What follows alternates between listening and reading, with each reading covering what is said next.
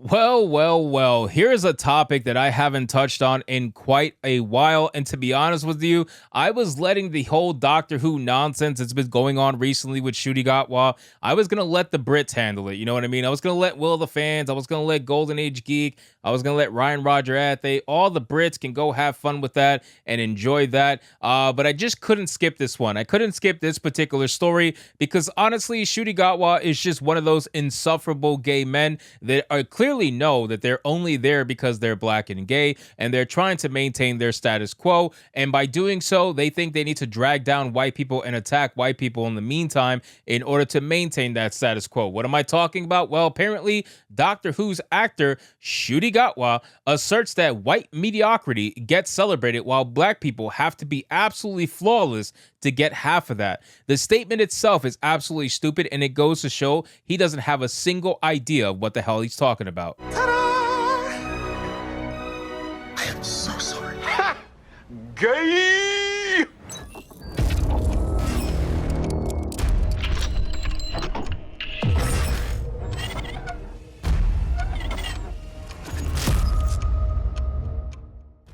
Ncuti Gatwa doesn't realize that he wouldn't even have a Doctor Who if it wasn't for white people and that white mediocrity that he loves talking about so much. They love to make it seem as if white people are just incapable of doing anything, and yet they're the ones that invented a god insane amount of shit that we use every single day. You know what I mean? It is just a clear, blatant bullshit excuse to be racist, and I'm not here for it. So let's get into this article, guys, from That Park Place. But of course, before we do, if you are new here, just consider hitting that subscribe button. I would greatly appreciate it, and like the video to push us out into that YouTube algorithm. Now, again, from my understanding, they're having Ncuti Gatwa essentially twerk to defeat enemies now.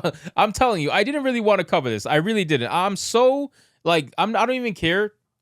When it comes to Doctor Who, I really don't. But when it's something is as egregious as this, I have to cover it. It says Ncuti Gatwa, who plays the 15th terrible Doctor in Doctor Who, asserted that white mediocrity gets celebrated while black people have to be flawless to get even half of the celebration that white people do, which is bullshit, but here we go.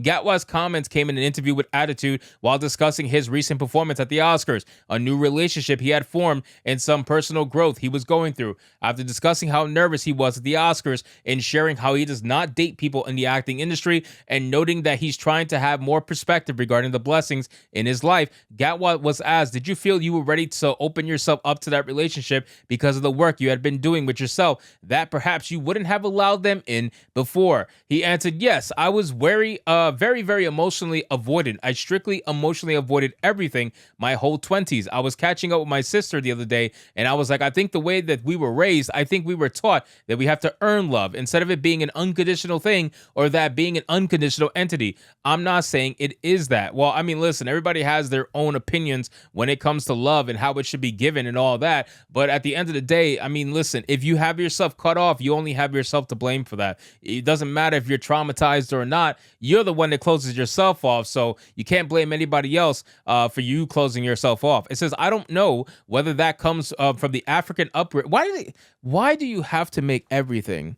And I mean, we're talking about love and emotions here, right? Like, why do you have to make every single thing about your skin color? You had an opportunity to talk about something fairly deep. You had an opportunity to talk about something emotional, and you brought a physical characteristic into it. You brought your African upbringing. You brought your skin color into this nonsense. It is such a sad thing to see.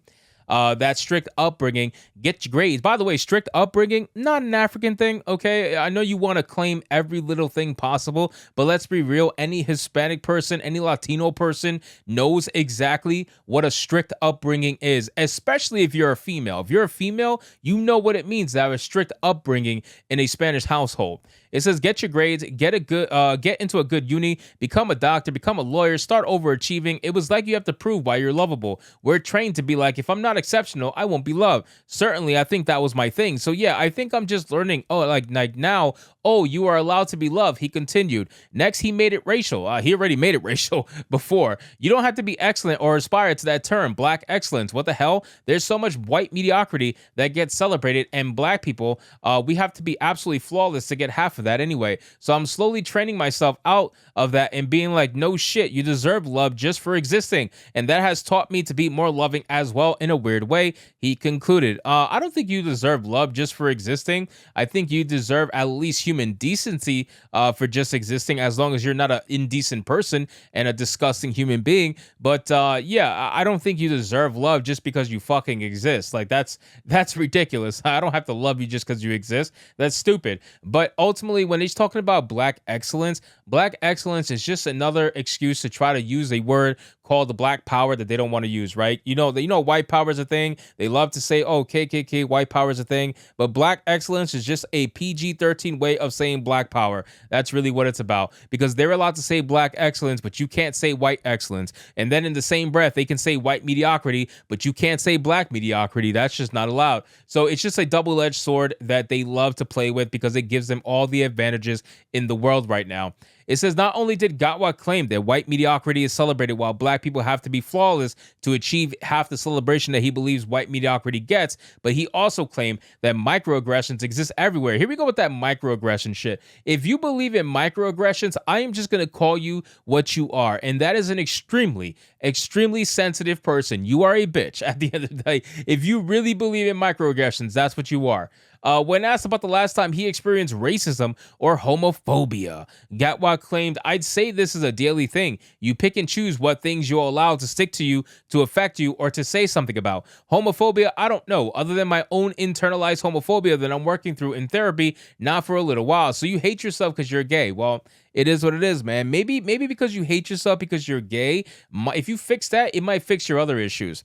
He elaborated on this internalized homophobia, saying, I didn't really realize I had any internalized phobia until I came into the public eye. I always thought that I was the most free-spirited person. No one could tell me what to do. I do whatever I want. Until I came into the public eye, and I was like, oh, I don't know. It's an ever-evolving journey. Gatwa was also asked to push to normalize disordered lifestyles such as gender diversity and transgender ideology and the righteous pushback against normalization. He said everything trickles down from the top, and when you see politicians openly attacking marginalized communities, when you see your politicians openly attacking trans people, it makes it okay for everyone else. And it is scary to see that we've got to point to where it is to find attack vulnerable people, because that's essentially what's happening. People who are the most vulnerable, the most disenfranchised, most disconnected from everyone else, who are being told that they are threats. It's sick because it's hiding away of your own ineptitude, he continued. So listen, I agree that it all does come down from the top, okay? It definitely comes down from the top. The DEI nonsense, the diversity, equity, inclusion, garbage,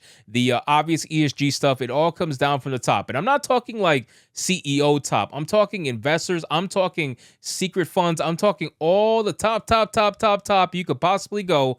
And then it trickles down because everybody's involved in this. Everybody's pushing this absolute nonsense. And if you feel that it is like this and you want to go against it, you should. I don't know why Ncuti Gatwa doesn't. And it seems like he wants to constantly push this transgender stuff, this gender bending diversity stuff, because that's the clout that he has right now. That's what makes him important to these companies. If you remove that, he has absolutely nothing. He is nothing, right? Ncuti Gatwa is nothing without his identity politics. He knows this, and that's why people like him try so desperately to hold on to it. So I feel really bad for Doctor Who fans. Like I said, I wasn't really thinking about recording this video and leaving it to the Brits, but when I saw him attack white people like that and say something absolutely asinine like that, I had to say something. So anyway, guys, thank you so much for watching this video. I hope you did enjoy it. If you did, consider leaving me a subscribe. I would greatly appreciate it. Don't forget to like the video, comment, let me know what you thought, and I'll see you guys on the next one. Hypnotic out.